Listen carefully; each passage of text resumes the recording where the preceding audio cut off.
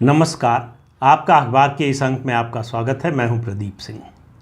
मध्य प्रदेश में विधानसभा चुनाव के लिए वोट पड़ चुके हैं। 3 दिसंबर को वोटों की गिनती होगी, नतीजा आ जाएगा। लेकिन उससे पहले आपको एक बात बता दूं कि पूरा चुनाव सिर्फ एक मुद्दे पर निर्भर करता है।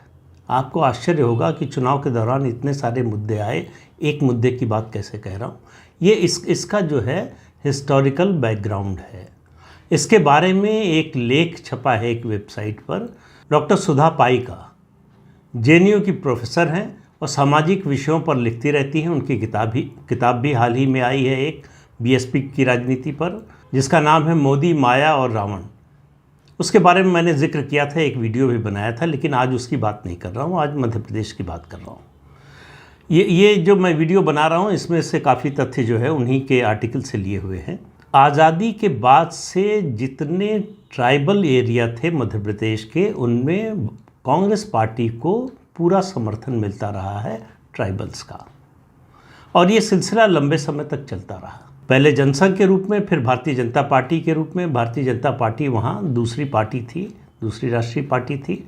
लेकिन ट्राइबल वोटों के लिए दोनों पार्टियों की लड़ाई 90s में शुरू हुई, 1990 में शुरू हुई, और 2000 में ये लड़ाई तेज़ हुई।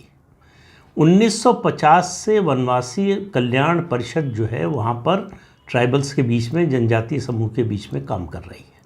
धीरे धीरे उसका फ़ायदा जो है भारतीय जनता पार्टी को राजनीतिक रूप से होना शुरू हुआ। यही स्थिति आपको गुजरात में मिलेगी, यही राजस्थान में मिलेगी, यही छत्तीसगढ़ में मिलेगी। लेकिन आज बात केवल मध्य प्रदेश की हो रही है। तो मध्य प्रदेश में जनजातीय समाज की दो जो जातियां हैं वो संख्या की दृष्टि से बड़ी हैं और बड़ी प्रभावी हैं। एक गोंड और दूसरा भील। इन दोनों जातियों का चुनाव नतीजों पर सबसे ज़्यादा प्रभाव पड़ता है कि ये किस तरफ वोट करती हैं, किस तरह से वोट करती हैं। तो आज़ादी के बाद से ये समर्थन मिलता रहा कांग्रेस पार्टी को, तो कांग्रेस पार्टी ने इसको टेकन फॉर ग्रांटेड ले लिया। उनको लगा कि ये सदा और सर्वदा के लिए है, हमेशा ये समर्थन मिलता रहेगा। लेकिन जैसे जैसे चेतना, राजनीतिक चेतना आई भील और गोंड समाज में, और उनके युवा जैसे जैसे शिक्षित होने लगे, तो उनमें राजनीतिक चेतना बढ़ी। वो कांग्रेस से इस बात के लिए नाराज़ होने लगे कि उनको कोई राजनीतिक हिस्सेदारी नहीं मिलती है। वोट तो कांग्रेस उनका लेती है, लेकिन राजनीति में, संगठन में, सरकार में उनको हिस्सेदारी नहीं देती है। तो ये युवा शक्ति का बढ़ता प्रभाव और जनजातीय समाज में वोटों के प्रति बढ़ता, यानी मतदान के प्रति बढ़ता रुझान और राजनीति के प्रति बढ़ता रुझान कांग्रेस पार्टी के लिए बड़ा घातक साबित हुआ। इस राजनीतिक चेतना के कारण गोंडवाना आंदोलन शुरू हुआ, जिससे 2 पार्टियां निकली। पहली गोंडवाना गणतंत्र पार्टी, जिसे बनाया हीरा सिंह मरकम ने। दूसरी गोंडवाना मुक्ति सेना, जिसे बनाया कौशल्या पोर्ते ने। अब ये 2 पार्टियां राजनीति के मैदान में उतर गई। गोंडवाना गणतंत्र पार्टी को कुछ सफलता मिली राजनीति में, उसकी जो बेस्ट परफॉर्मेंस रही, उसको 2 सीटें मिली विधानसभा की और 11% वोट मिला। तो कांग्रेस के कमज़ोर होने से इन इलाकों में बीजेपी की पहुंच बढ़ गई, और उसके साथ साथ वनवासी कल्याण परिषद के साथ साथ आरएसएस, विद्या भारती और सेवा भारती संघ के इन संगठनों का काम इन इलाकों में बढ़ गया। तो उससे भारतीय जनता पार्टी की पैठ भील और गोंड समाज में बढ़ गई। लेकिन गोंडवाना गणतंत्र पार्टी हो या फिर गोंडवाना मुक्ति सेना, दोनों राजनीतिक रूप से अपना विस्तार करने में सफल नहीं हो पाई। तो गोंडवाना गणतंत्र पार्टी की गिरावट का फ़ायदा कांग्रेस पार्टी को मिला, और 2008 के विधानसभा चुनाव में कांग्रेस को बीजेपी से ज़्यादा जनजातीय समाज का वोट मिला। लेकिन जनजातीय समाज के वोटों की ये जो लड़ाई कांग्रेस और बीजेपी की थी, उसने निर्णायक मोड़ लिया 2013 में। 2013 से आप देखेंगे मध्य प्रदेश का चुनाव, तो आपको पता चलेगा कि जनजातीय समाज तय करता है कि भोपाल में सरकार किसकी बनेगी, कौन गद्दी पर बैठेगा। पहले आपको ये बता दें कि पूरे मध्य प्रदेश में जनजातीय समाज की कुल आबादी जो है 21% है, और उनके लिए विधानसभा की 48 सीटें आरक्षित हैं।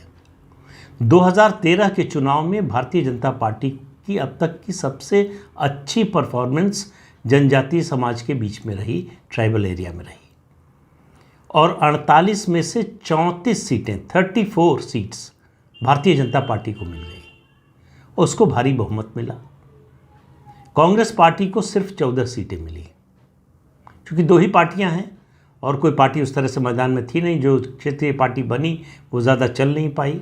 इस 2013 के चुनाव के नतीजों के बाद एक राजनीतिक घटनाक्रम और हुआ। मालवा के शिक्षित भील युवकों ने एक संगठन बनाया, एक पार्टी बनाई जिसका नाम था जय युवा आदिवासी शक्ति। ये लोग अलग भीलिस्तान की मांग करने लगे और इनका नारा था एक ही तीर एक ही नाम, सारे आदिवासी एक समान। ये इनका नारा था। लेकिन भारतीय जनता पार्टी के लिए बुरी खबर ये हुई कि 2018 के चुनाव से पहले जेएस ने कांग्रेस पार्टी से समझौता कर लिया। मौका भाजपा के पास भी था। भाजपा को लगा कि जो है समझौते की ज़रूरत नहीं है। वो 34 सीटों पर जो उसे सफलता मिली थी वो सफलता उसके सर पर चढ़कर बोल रही थी। तो उसने जेएस को ज़्यादा घास डालने की ज़रूरत नहीं समझी। जेएस को कोशिश नहीं की कि अपने साथ मिला ले या कोई समझौता करे या सीटों का तालमेल करे। जेएस ने कांग्रेस पार्टी से समझौता किया और कांग्रेस पार्टी के टिकट पर उनके उम्मीदवार खड़े हुए। उसका नतीजा हुआ बड़वानी, झाबुआ, अलीराजपुर और धार। इन 4 जिलों में जनजातीय इलाकों में कांग्रेस पार्टी को भारी सफलता मिली और वो समीकरण 2013 का एक तरह से लगभग पलट गया। कांग्रेस को 48 में से 32 सीटें मिली और भारतीय जनता पार्टी 34 से घटकर 16 पर आ गई। 18 सीटों का नुकसान। 18 सीटों का नुकसान मतलब सत्तारूढ़ दल और विपक्षी दल होने का अंतर।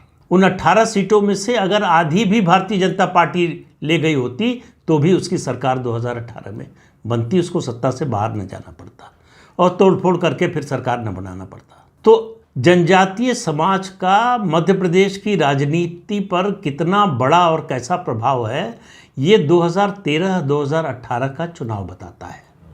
जो उनमें राजनीतिक चेतना आई है, जो राजनीति के प्रति उनमें रुझान बढ़ा है, उसको जो राष्ट्रीय पार्टियां हैं दोनों कांग्रेस और बीजेपी पूरी तरह से समझ नहीं पाई। उनको लगता है कि उनको कुछ लुभावने नारे देकर, कुछ और योजनाओं में उनको बांधकर उनका समर्थन हासिल किया जा सकता है, लेकिन वो थोड़े से संतुष्ट होने वाले नहीं हैं। वो कहते हैं ना, दिल मांगे मोर, तो उनको और चाहिए। और इसके लिए उन्होंने अपनी शर्तें भी रखी, 2018 में भी रखी थी।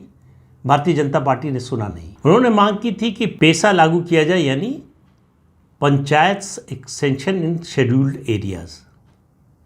भारतीय जनता पार्टी ने नहीं माना। तेंदुपत्ता का दाम बढ़ाने की मांग की, वो नहीं मांगा गया। खड़क बांध परियोजना में जो लोग गुजरे थे, 300 गांव जो है डूब गए थे, उनके लोगों का पुनर्वास और मुआवजे का मामला था, वो नहीं सुना गया। कांग्रेस ने इस बार जो है पेसा लागू करने की घोषणा की है, मतलब वादा किया है। इसके अलावा तेंदुपत्ता का दाम 3000 प्रति बैग से बढ़ाकर 4000 प्रति बैग करने का आश्वासन दिया है। इसीलिए आपने देखा होगा कि प्रधानमंत्री नरेंद्र मोदी का सारा जोर इस बार मध्य प्रदेश में ट्राइबल वोटों पर या जनजातीय समाज पर था।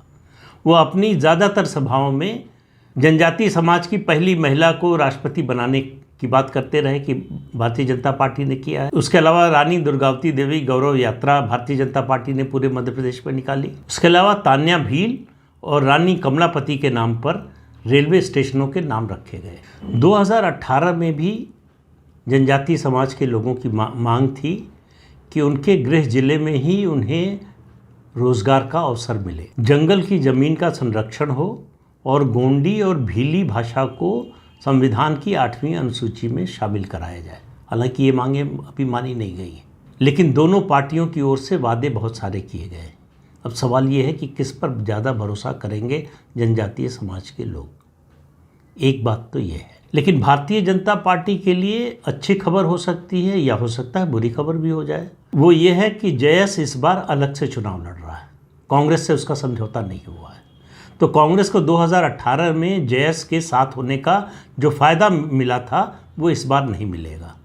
उसके अलावा एक और चीज़ हुई है, बहुजन समाज पार्टी और गोंडवाना गणतंत्र पार्टी के बीच में सीटों का तालमेल हो गया है, गठबंधन हो गया है।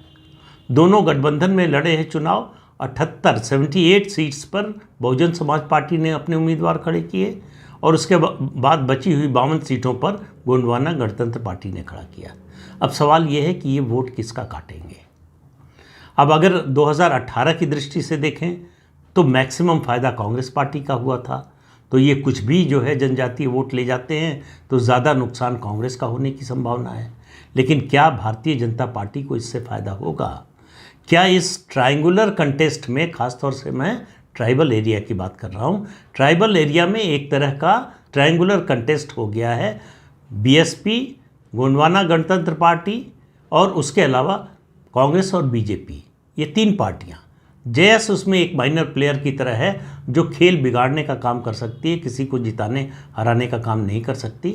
लेकिन ये जो गठबंधन है बीएसपी और गोंडवाना गणतंत्र पार्टी का, ये दोनों में से किसी एक पार्टी का ज़्यादा नुकसान कर सकता है, क्योंकि कांग्रेस मैक्सिमम पर है तो इसलिए उसका नुकसान होने की ज़्यादा संभावना है या ज़्यादा आशंका है। तो कुल मिलाकर मेरा मानना है कि यही 48 सीटें और 48 सीटों के बाहर भी जो जनजातीय समाज का प्रभाव है बहुत सी सीटों को प्रभावित करते हैं। हालांकि वो जीत हार का फैसला नहीं कर सकते, लेकिन सीटों को प्रभावित ज़रूर करते हैं।